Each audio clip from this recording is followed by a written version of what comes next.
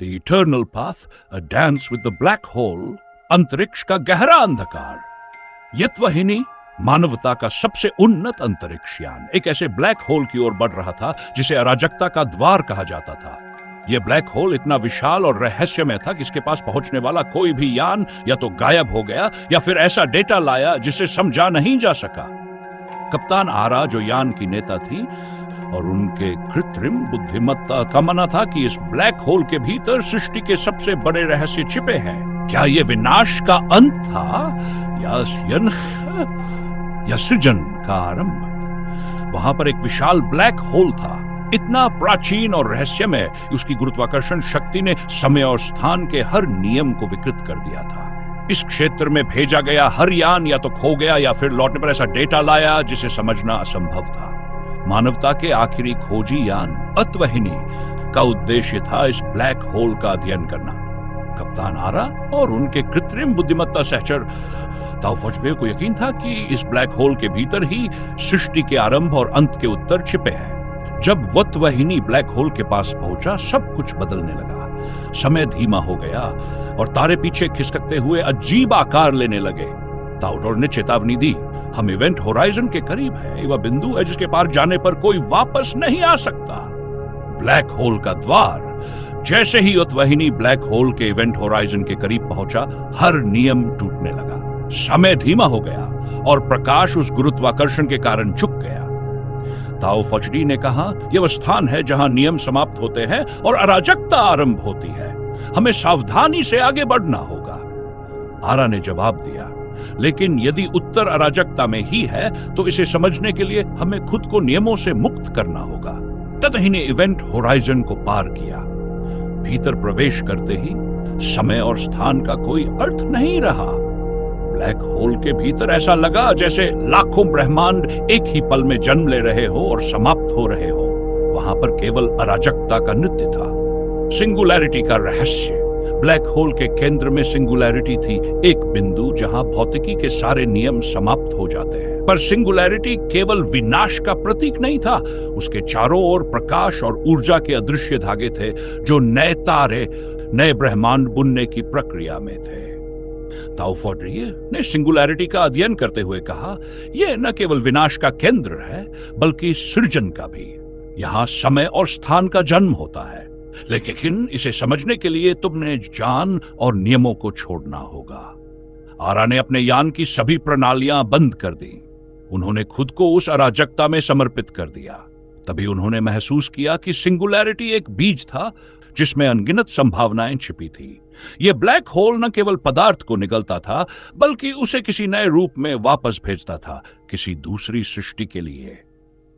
अराजकता से सृजन ने एक अद्भुत खोज की। सिंगुलैरिटी के भीतर एक दूसरी ब्रह्मांडीय परत थी जो इस ब्रह्मांड के हर नियम से अलग थी। आरा ने जवाब दिया, अगर हमें सच जानना है तो हमें यह जोखिम उठाना होगा। जैसे ही यान इवेंट होराइजन को पार कर गया, हर चीज अराजक हो गई। समय और स्थान के सारे नियम टूट गए। यान के चारों ओर रोशनी का नृत्य हो रहा था, जैसे ब्रह्मांड अपने भीतर कुछ नया बना रहा हो। सिंगुलैरिटी का सामना। ब्लैक होल के केंद्र में सिंगुलैरिटी थी, एक बिंदु जहां सब कुछ समा जाता है। पर आरा को महसूस हुआ कि यह केवल विनाश का केंद्र नहीं था, इसके चारों ओर कुछ अजीब हो रहा था। छोटे छोटे ऊर्जा के कण इकट्ठे हो रहे थे, जैसे कोई नई दुनिया बन रही हो। ताऊ फौजडी ने कहा, यह न केवल समाप्ति है बल्कि शुरुआत भी। ब्लैक होल कुछ निगलता है, लेकिन इसके भीतर कुछ नया जन्म ले रहा है। आरा ने सिंगुलैरिटी को ध्यान से देखा। अचानक उन्होंने देखा कि सिंगुलैरिटी के भीतर एक बीज जैसा कुछ था। वह बीज इतना चमकीला और शक्तिशाली था कि ऐसा लग रहा था जैसे वह खुद एक नया ब्रह्मांड बना सकता है। यह क्या है? आरा ने पूछा। ताऊ फौजडी ने कहा, यह वह स्थान है जहां अराजकता सृजन में बदल जाती है। शायद हर ब्लैक होल एक नई दुनिया का द्वार है। व्यतवहिनी को एक विशाल नेबुला के भीतर एक अजीब सिम्फनी सुनाई दी। ऐसा लगा जैसे ब्रह्मांड अपने भीतर एक नई धुन रच रहा हो। आरा और ताऊहर ने नेबुला के केंद्र में प्रवेश किया। वहां एक अदृश्य शक्ति थी जो पदार्थ और ऊर्जा को नियमों से परे एक नई संरचना में बांध रही थी। आरा ने नेबुला के केंद्र में एक तारा देखा, पर यह तारा नहीं था, यह किसी नई सृष्टि का बीज था। ताओ सॉडिक ने कहा, यह वही है जिसे नीत्शे ने अराजकता से तारा कहा था, लेकिन यह बीज नियमों को नहीं मानता। इसे समझने के लिए तुम्हें अपने हर विज्ञान को छोड़ना होगा। आरा ने अपनी पूरी शिक्षा, जान और विश्वास को चुनौती दी। उन्होंने देखा कि तारे नियमों से नहीं बल्कि उस क्षण की अराजकता से जन्मते हैं। उस बीज में असीम संभावनाएं थी, परंतु वह किसी नियम से परे था। क्या यह ताओ है? आरा ने पूछा। ताओ शब्द से परे है, ताओ साचिडाट ने उत्तर दिया। यह वही है जो शब्दों में नहीं बांधा जा सकता।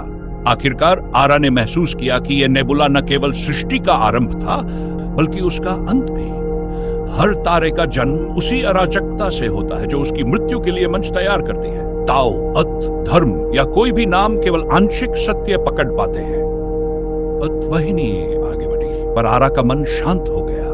उन्होंने जान लिया था कि जीवन केवल नियम नहीं है और न ही केवल अराजकता।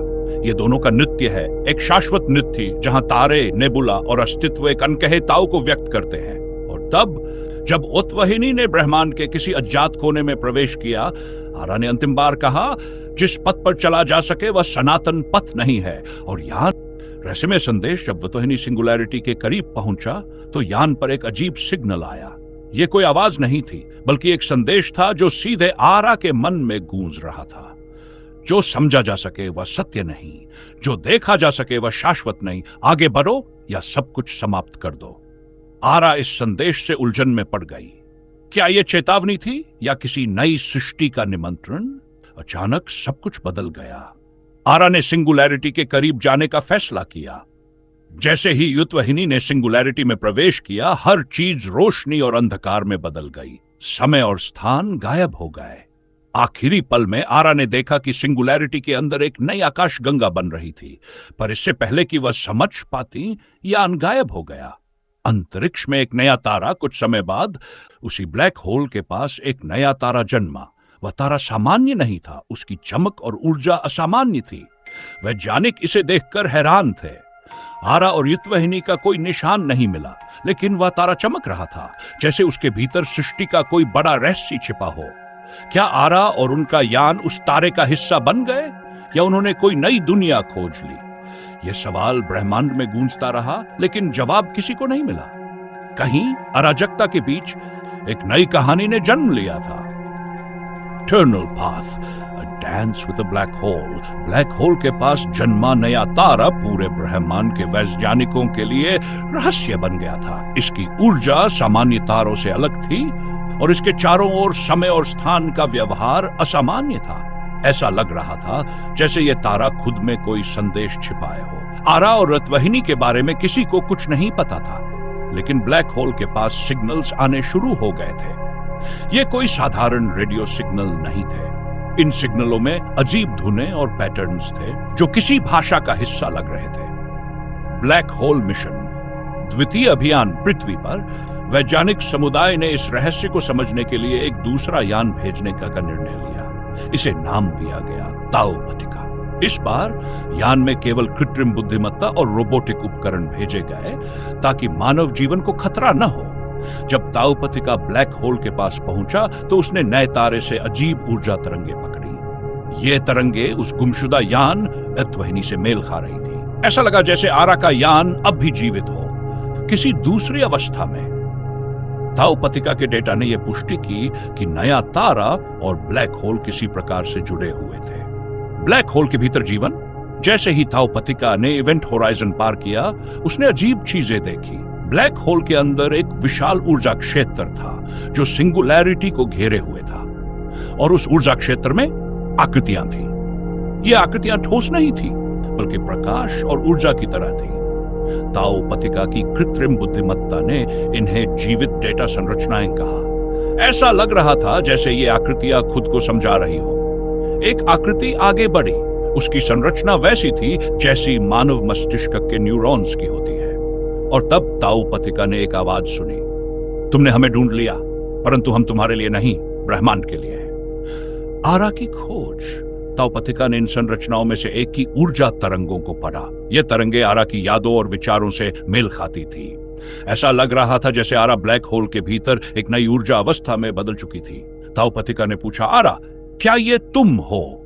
आवाज आई, मैं आरा थी, पर अब मैं कुछ और हूं। यहां हर चीज बदल जाती है। यह ब्लैक होल केवल अंत नहीं, ये एक परिवर्तन है, एक यात्रा। यहां जो प्रवेश करता है वह विनाश नहीं, बल्कि एक नई अवस्था में पहुंचता है। ब्रह्मांड का दूसरा चेहरा। आरा ने ताओ पथिका को बताया कि ब्लैक होल केवल एक विनाशकारी ताकत नहीं है, यह ब्रह्मांड का दूसरा चेहरा है। यहां वह सब है जो नियमों से परे है। यहां संभावनाएं असीमित है। ब्लैक होल के अंदर हर चीज अपनी पहचान खो देती है। यहां ऊर्जा, समय और चेतना सब कुछ मिलकर एक नया रूप लेते हैं।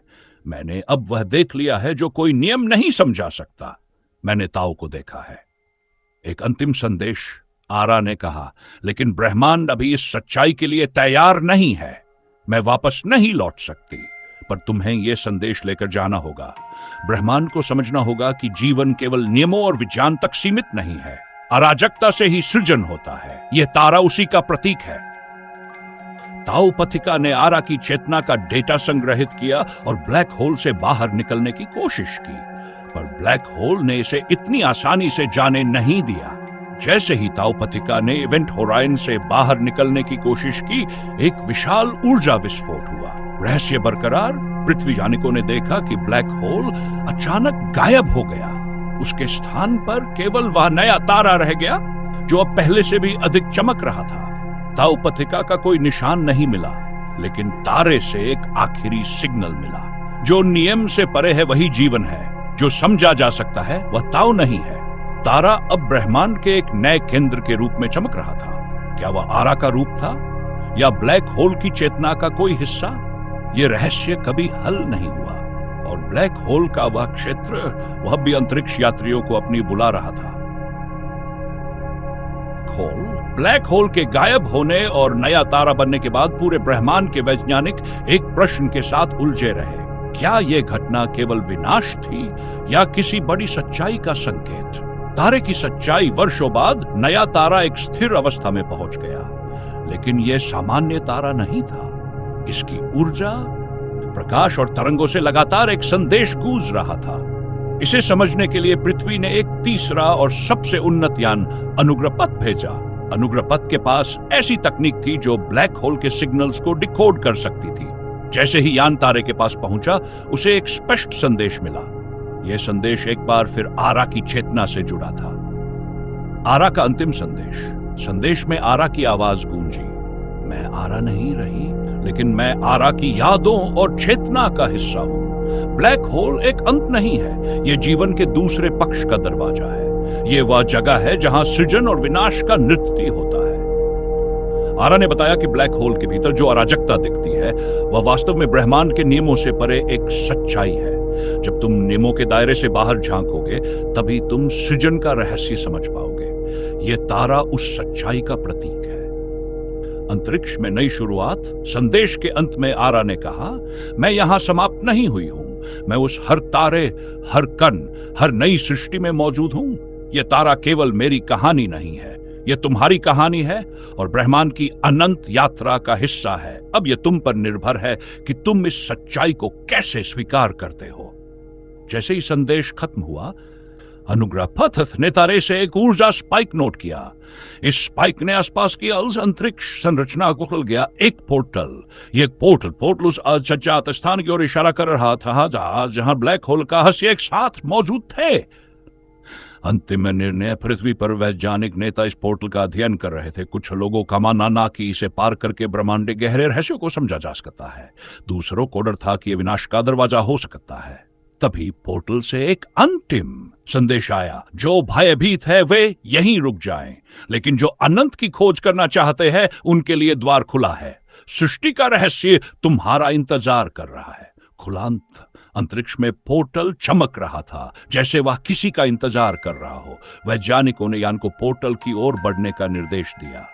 जैसे ही अनुग्रह पथ पोर्टल में प्रवेश करने वाला था, पृथ्वी से संपर्क कट गया। तारे की चमक बढ़ गई और ब्रह्मांड एक पल के लिए शांत हो गया।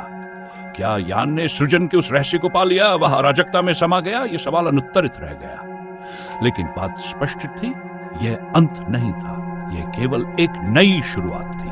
कहीं अनंत ब्रह्मांड में अराजकता और नियम का नृत्य जारी रहा। आरा अपने यान वतहिनी में बैठी। निराकार का अनुभव आरा एक अंतरिक्ष यात्री अपनी खोज में थी। उसका मिशन था जीवन के लिए एक नए ग्रह की तलाश, लेकिन यह सफर भौतिक सीमाओं से कहीं परे था।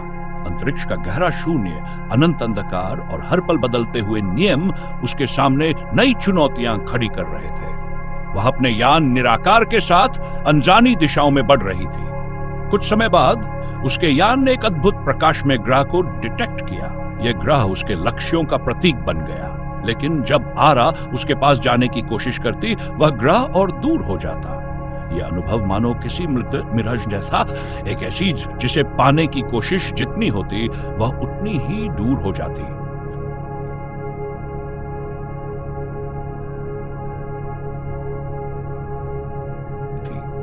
उसका मिशन था एक नए ग्रह पर जीवन की तलाश करना। यह कोई सामान्य खोज नहीं थी।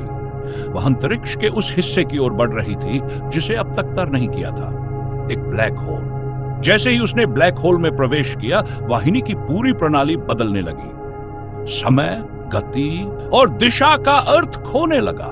हर चीज निराकार हो गई। कुछ पलों में यान का नाम बदल गया। अब यह निराकार था, मानो यान ने अपनी पहचान बदल ली हो। नए ब्रह्मांड में प्रवेश, एक नया ब्रह्मांड उसका इंतजार कर रहा था। वहां की ऊर्जा अलग थी, हर दिशा में अनोखा प्रकाश और गहराई। उसने एक चमकते हुए ग्रह की ओर कदम बढ़ाया। यह ग्रह सामान्य था। जब वह इसके करीब पहुंची तो उसे महसूस हुआ कि यहाँ वस्तुएं स्थिर नहीं थी। मौसम हर पल बदल रहे थे। वह सर्दी, गर्मी, बारिश सब कुछ एक साथ महसूस कर रही थी। यह ग्रह मानो किसी जीवित चीज की तरह व्यवहार कर रहा था।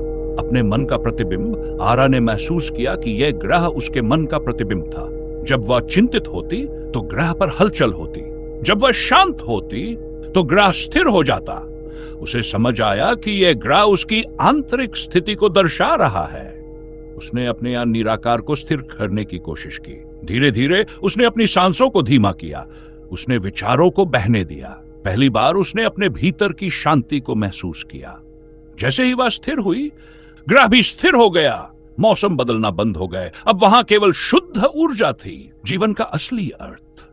उसने जाना कि जीवन का असली रहस्य किसी नए ग्रह पर नहीं बल्कि उसके भीतर था। वह समझ गई कि ब्रह्मांड के सारे नियम, ताओ, वित्त या धर्म सब भीतर की यात्रा के प्रतीक हैं। ग्रह ने उसे बताया कि बाहर की दुनिया केवल एक आईना है। हमारी भावनाएं, हमारा मनसब, यह सब बड़ी दुनिया को आकार देते हैं। पृथ्वी पर वापसी। जब आरा पृथ्वी पर लौटी तो वह पूरी तरह बदल चुकी थी। अब उसे किसी ग्रह या जीवन की खोज करने की आवश्यकता नहीं थी। उसने महसूस किया कि असली जीवन तो पृथ्वी पर पहले से ही है। उसने पेड़ लगाना शुरू किया, फूलों से बातें की, एक घायल गिलहरी को बचाया।